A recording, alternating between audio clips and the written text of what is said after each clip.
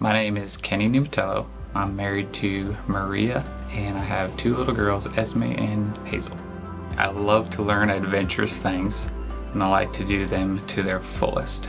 My wife is not a fan.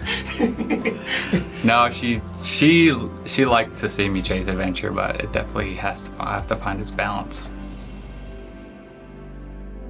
A big part of my story started about a year after I was married. A buddy of mine pulled me in another adventure of American Ninja Warrior, which I had no idea what it was at the time. This is Kenneth Niematelo. He's a construction worker from Trinity. Started out in a walk-on camping out to be on a TV show, which was absolutely nothing I ever desired. Knowing what my gifts were, I knew there was a reason I was there.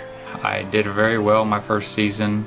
Come back the next year with all ambitions to complete everything.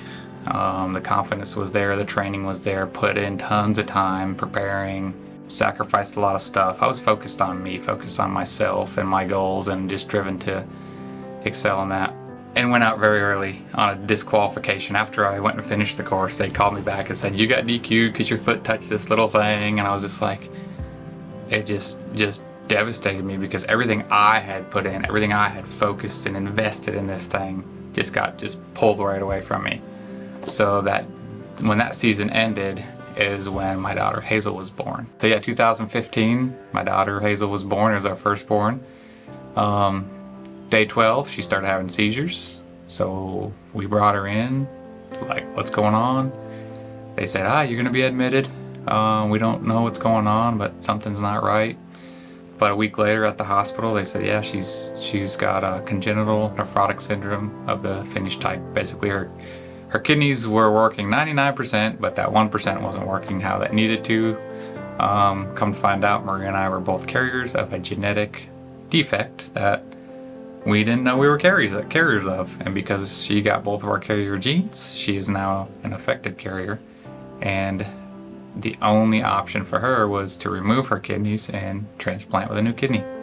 That left us in the hospital we lived in the actual hospital for about 10 months, and we transitioned to the Ronald McDonald House for a couple months, and then home on home health, pretty much a nurse at our house 24/7, hooked up to all the things, doing medication, shots, all the things, until she was just over a year and a half old. So fast forward, my daughter received a transplant through the show, and moving forward into the next season, the producers were calling me, wanting me to come back, and I wasn't sure about it. And God really opened the door for me to continue that, helping other kids receive transplants through this platform He had given me, through the gifts He had given me. So that's where everything completely changed in finding peace and kind of coming back. And that next season, when I wore Dillard on my shirt that he needed a transplant, I blasted through the city qualifier and I ended up winning my region that year, because my focus and my worries and my anxiety weren't on myself anymore. It was on, hey, let's do this for something God is putting in here, the God's plan through this. Christian brother of mine on the side of the course, when I was sitting there, and I was a wreck, anxiety, worry, everything, and he's like, dude, what are you doing? Like, this is not what God has called you to do, to live. You don't need to be, like, you have all the skills to do this, 10 times the skills as me, and I respect this guy a lot.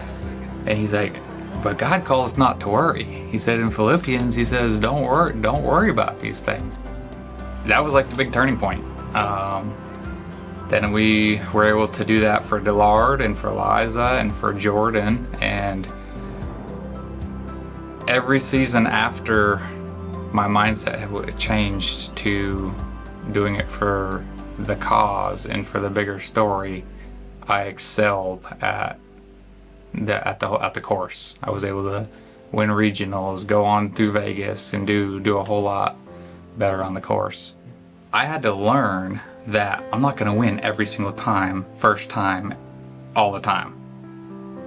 So I had to learn that failure, it's just another step. It doesn't mean it's a step you're sliding way backwards or whatever. It's a step one way or the other way, but where you take a step from there, from that failure, it could be very positive. Sometimes you gotta take a side step to go around an obstacle. Sometimes you gotta, if you fail an obstacle, like when I was on the show, if I failed an obstacle, in the moment, it sucks. It was devastating. It's like, why did I do this? Frustration, whether I'm, having a conversation with my wife and I say something, I'm like, why did I do that? Why did I say that? Now we're 10 steps back.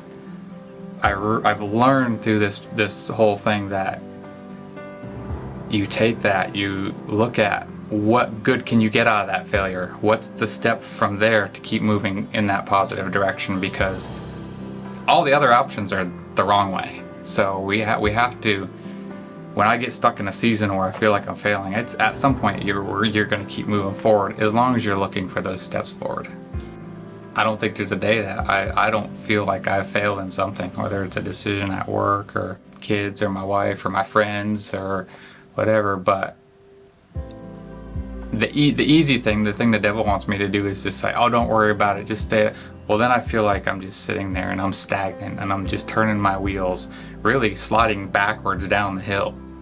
But that's not what God's called us to do. He wants us to keep looking to Him and seeking out His will and His desires with the gifts He has given us, with the brothers that are here to support us, to keep moving forward, because you're going to get out of the hole at some point if you keep doing that. Otherwise, the only other option is back down the hill.